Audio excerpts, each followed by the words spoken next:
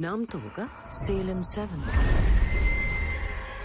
All right everyone, मैंने देख लिया है अगाथा ऑल अलोन का एपिसोड 5। तो कैसा है ये एपिसोड, चलिए बात करते हैं।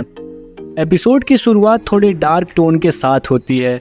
हमें एक लोमड़ी, एक कौवा और एक सांप देखने को मिलता है, और जब वो अपना रूप चेंज करते हैं तब हमें पता चलता है कि ये कोई और नहीं, ये सेलम 7 है, जो कि दूसरे एपिसोड में भी आई होती हैं अगाथा के लिए।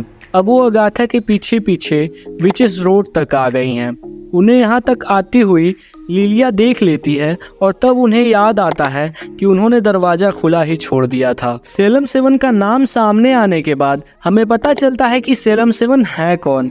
जब अगाथा की माँ अपनी विचिस बहनों के साथ मिलकर अगाथा को मारना चाहती थी, पर वहाँ पर अगाथा अपने आप को बचा लेती है और उन्हें ही मार देती है। पर अगाथा ने उनके बच्चों को जिंदा छोड़ दिया था, और फिर वही बच्चे आगे चलकर सेलम 7 बनते हैं। अब सेलम 7 धीरे धीरे अगाथा और उसकी विचेस फ्रेंड के पास आती जाती हैं। तब टीन उन्हें सजेस्ट करता है हेक्सन बेक्सन। हेक्सन बेक्सन विचेस की झाड़ू को कहा जाता है, जिसे अगाथा और उसकी विचेस फ्रेंड बिल्कुल भी पसंद नहीं करती। पर जान बची तो लाखों पाए, इसीलिए वो लोग पेड़ की झाड़ से हेक्सन बेक्सन बनाती हैं और उड़कर ऊपर चली जाती हैं। पर थोड़ी ही देर में विचेस रोड उन्हें नीचे की तरफ खींचने लगती है, पर लकीली वो लोग अपने नेक्स्ट ट्रायल के पास तक पहुंच चुके होते हैं। मज़ेदार बात तो ये थी, जब ये लोग नीचे की तरफ गिर रहे थे तो सब लोग परेशान थे, पर रियो हंस रही थी। वैसे ये ट्रायल अगाथा का था। इस ट्रायल में उन्हें ओहिजी बोर्ड के थ्रू आत्मा से बात करनी थी, पर उसका भी कुछ रूल था। रूल नंबर 1, ओहिजी बोर्ड को अकेले इस्तेमाल नहीं करना था। रूल नंबर 2, ओहिजी बोर्ड इस्तेमाल करते वक्त एक दूसरे की बात मत काटना। रूल नंबर 3, आत्मा को उकसाना मत। रूल नंबर 4, मौत के बारे में मत पूछना। रूल नंबर 5, सेशन हमेशा गुड बाय से ख़त्म करना। ट्रायल शुरू होता है और मिसेस हार्ट की आत्मा अगाथा के अंदर आ जाती है, पर कुछ देर में हमें पता चलता है कि ऐसा कुछ नहीं है। अगाथा ट्रायल को कंट्रोल करने की कोशिश कर रही होती है, पर वो पकड़ी जाती है क्योंकि उसने शेरन का गलत नाम लिया। पर मिसेस हार्ट की एक्टिंग अगाथा ने काफ़ी अच्छी की। अब क्योंकि ट्रायल अगाथा का है तो ओहिजी बोर्ड पर लिखा आता है डेड। अगाथा की फ्रेंड राजी हो जाती हैं अगाथा को मारने के लिए, पर रियो और टीन उन्हें रोकते हैं।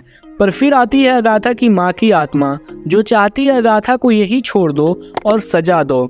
जब अगाथा की माँ की आत्मा अगाथा के अंदर जाती है तो उसे बचाने के लिए एलिस बू सामने आती है, और वो अगाथा की माँ की आत्मा को उसकी बॉडी से बाहर भी निकाल देती है। पर अगाथा उसकी शक्तियों को फिर भी खींच रही होती है, जिसकी वजह से एलिस बू की डेथ हो जाती है। एलिस बू को बचाने के लिए टीन यहाँ पर ओहिजी बोर्ड को अकेले इस्तेमाल करता है और बात करता है निकोलस क्रैच से। लिटरली इन लोगों ने पूरे ट्रायल में किसी भी रूल को फॉलो नहीं किया।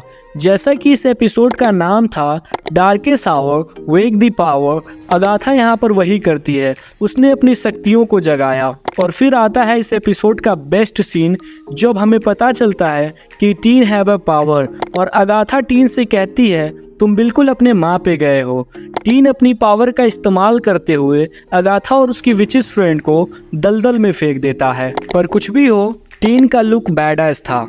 एपिसोड खत्म होता है टीन के बैडएस लुक के साथ, और बिली एलिस का गाना बजता है you should see me in a crown. तो क्या बिली एलिस का गाना एक हिंट था कि टीन ही बिली है, वांडा का बेटा? इसके लिए हमें वेट करना पड़ेगा।